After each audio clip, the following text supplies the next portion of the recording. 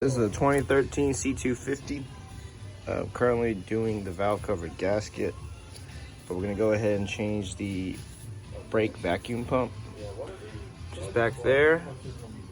All you gotta do is remove 2 E10 bolts on each side, and then this top piece here,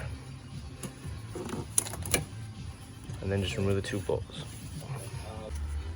The other one is way, if you follow this, right under it.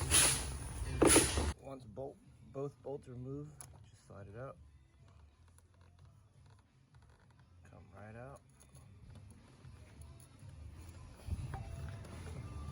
There you go. And you do not have to remove the valve cover. However, I was already doing something with that, so just made my life a little easier by doing it that way. So when getting the new part, be sure to match this.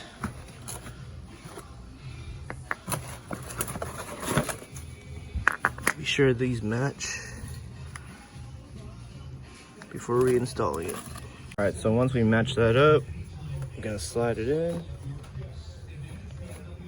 Bear with me, y'all. It's kind of hard to do with one hand. Don't want to drop it.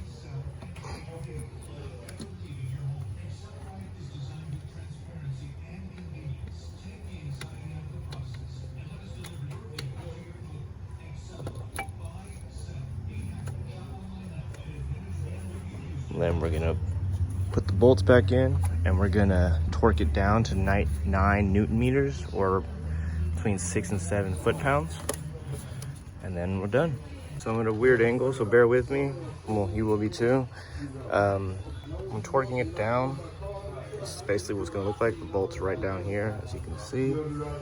So I'm gonna try to do it with one hand, bear with me. I pretty much already have it, but just wanted to show y'all.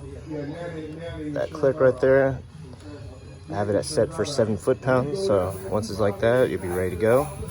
Do it on both sides as well. Over here, put that hose back on, and that's it.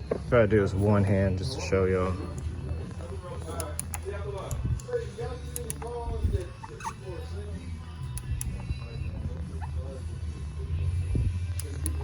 Don't recommend doing it like this at all, to be honest with you. So there we go. See the torque wrench? Good at 7 pounds. So then let's go ahead and take this back off. Put this on, just clipped right in. There we go.